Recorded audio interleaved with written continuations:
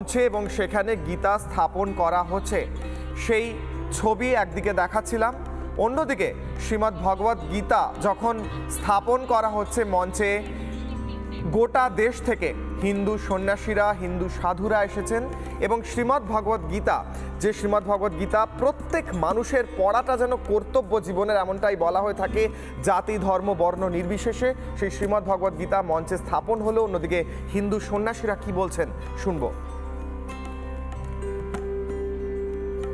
আপনি বলছিলেন যে দেখে একটা অনুভূতি হচ্ছে, একটা অসাধারণ অনুভূতি। সত্যি কথা প্রেরণা যাচ্ছে যে আমরা দেখবো যেদিকে দেখাচ্ছি সেদিকে গৈরিক, যেদিকে থাকে সেদিকে গৈরিক। আগামী দিন অপেক্ষা করছে 2026 শুধু একদম হিন্দু রাষ্ট্র তৈরি করার জন্য। হিন্দু রাষ্ট্র তৈরি করা যাবে। হিন্দু রাষ্ট্র কি, হিন্দু রাষ্ট্র কি আগামী দিন অপেক্ষা করছে আমাদের যে দিদিকে একদম 14 নিচে নামিয়ে নেওয়া। এটা চাইছেন কেন? এটা চাইছেন কেন? এটা মনে চ্যালেঞ্জ, যা বাংলার অবস্থা যে বাংলাদেশের সঙ্গে এক হয়ে গেছে, আর এই মুহূর্তে যা অবস্থা 26 পরিবর্তন হবেই। নাচা তসমান মানুষ্যেষু কশ্চিন মে প্রিয় কৃত্তমঃ।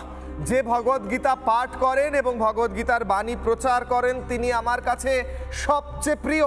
কৃষ্ণ বলছেন শ্রীমদ্ ভগবদ গীতা 18 অধ্যায় এবং 69 নম্বর শ্লোকে কৃষ্ণ এই কথা বলছেন। আজ 5 লক্ষ মানুষ গীতা পাঠ করবেন, গীতা পাঠ হবে 5 লক্ষ মানুষের কণ্ঠে। সেখানে আমন্ত্রণ জানানো হয়েছে মুখ্যমন্ত্রীকেও। মুখ্যমন্ত্রী আসবেন কিনা সেদিকেও নজর থাকছে, হয়তো আসবেন না, কিন্তু এলে ভক্তরা বলছেন তাদের ভালো লাগতো। কি বলছেন নির্গুণানন্দ মহারাজ এই গোটা বিষয় নিয়ে, কারণ তিনি অন্যতম উদ্যোক্তা আজকের 5 লক্ষ কণ্ঠে গীতা পাঠের। তিনি কি বলছেন শুনবো, এক্সক্লুসিভ।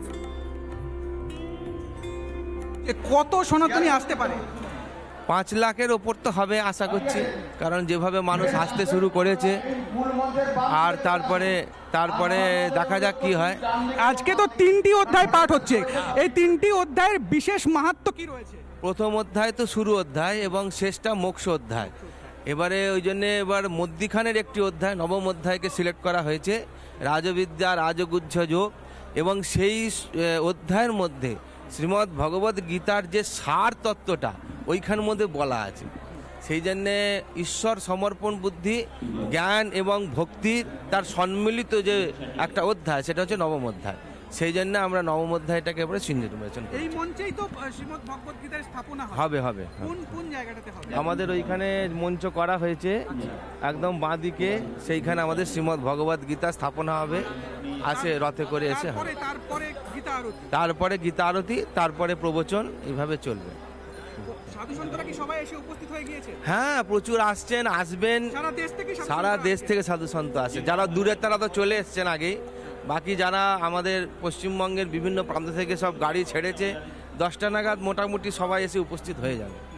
একটা একদম জানতে চাইছে গোটা বাংলার মানুষ যে সারা ভারতবর্ষ থেকে সাধু সন্তরা আসতে পারছেন, সনাতনীরা আসতে পারছেন, কিন্তু এই রাজ্যের সাংবিধানিক প্রধানকে আমন্ত্রণ জানালো, কি মনে হচ্ছে উনি আসবেন?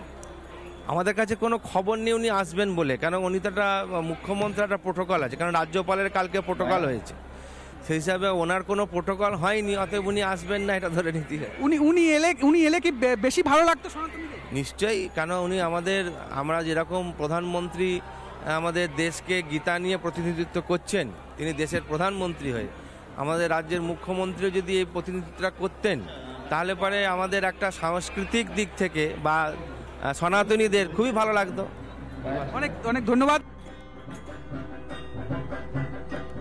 এবং মুখ্যমন্ত্রী এলে ভালো লাগতো এমনটাই বলছেন নির্গুণানন্দ মহারাজ, কিন্তু মুখ্যমন্ত্রী হয়তো আজ আসবেন না, আসতে পারবেন না, ভগবদ গীতার এই 5 লক্ষ কণ্ঠে গীতা পাঠে অংশগ্রহণ করতে পারবেন না। এই মুহূর্তে মঞ্চ থেকে সরাসরি ছবি দেখাচ্ছি শ্রীমদ্ ভগবত গীতা।